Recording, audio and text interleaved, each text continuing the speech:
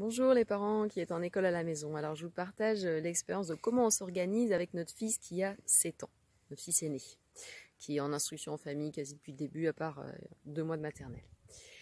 Eh bien on fonctionne avec une mission. C'est inspiré du plan de travail de la pédagogie freinée. En fait c'est une feuille A4 sur laquelle on met des icônes avec les activités à faire dans la semaine. Voilà. Donc il y a déjà 5 colonnes où les choses sont répétées puisqu'il y a un icône pour lire, un pour écrire et un pour compter. Voilà. Donc lire, écrire, compter sera fait 5 fois dans la semaine, 5 jours dans la semaine. Et puis après il y a plein d'autres icônes. Alors il y a dessiner, bien sûr, sortie en forêt, ça c'est son activité de jeu de peindre. Il y a différents jeux éducatifs, des jeux de logique avec les smart games, des jeux pour apprendre avec les Tiptoy. Il y a regarder un documentaire, beaucoup de jeux de construction aussi. Voilà. En fait, il y a plein de choses qu'il fait, seul ou avec nous. Et on l'a fait ensemble, cette mission. Donc voilà, on va sur Internet, sur Canva, et puis on l'a fait ensemble. Il choisit les petites icônes, il choisit le fond, les couleurs, tout ça. Et puis au fur et à mesure de la semaine, eh bien, quand il fait quelque chose de tout ça, il vient cocher sur sa mission. Voilà.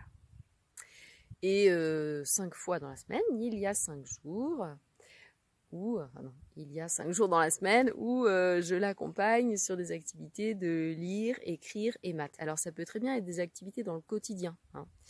Il calcule beaucoup, voilà déjà. Et il écrit, bah oui, il écrit, il envoie des courriers en fait. Et donc écrire un courrier, voilà, ça va venir valider son écrit par exemple. Mais on a aussi des cahiers plus classiques où il apprend à écrire très bien en attaché avec toutes les belles lettres. Alors moi, au passage, j'étais pas du tout une adepte de l'écriture en attaché, absolument tout ça. Et c'est mon fils, lui, il trouve ça très beau l'attaché, il a envie de l'apprendre. Il y a de la lecture, alors là, voilà, on a différents outils, je pourrais en parler dans une autre vidéo. Et puis les maths, voilà, comme je l'avais dit, donc la géométrie ou du calcul, plein de choses. Mais voilà, ce qui compte, c'est qu'il y ait quand même cette régularité sur la semaine où il y ait du lire, écrire, compter.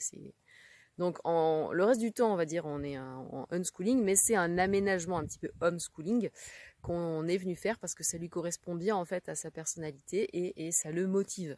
Voilà, ça le motive, il y a la mission et à la fin de la semaine, on regarde si elle a été finie ou pas. Si elle est finie, on met des tampons dessus. Voilà, dans tous les cas, on la met dans le classeur. Et il est content. Et aussi, ça permet voilà, des moments de la journée où il est un petit peu dispersé, il ne sait plus trop quoi faire, où il va un peu embêter son frère. On le ramène à sa mission. Tiens, qu'est-ce qu'il y a sur ta mission là? Qu'est-ce que tu pourrais faire? Qu'est-ce qui te manque cette semaine? Voilà, je trouve que c'est un chouette outil. Souvent, je vois passer des questions. Comment vous organisez la journée, la semaine avec vos enfants en CE1? Bah voilà, nous c'est comme ça, c'est tout le reste du temps c'est de l'informel, mais il y a ce support-là, la mission. Si ça vous intéresse et que vous avez envie d'en savoir plus, vous pouvez aller fouiller un petit peu sur mon site emilieroudier.fr et puis il y a le lien vers ma chaîne YouTube.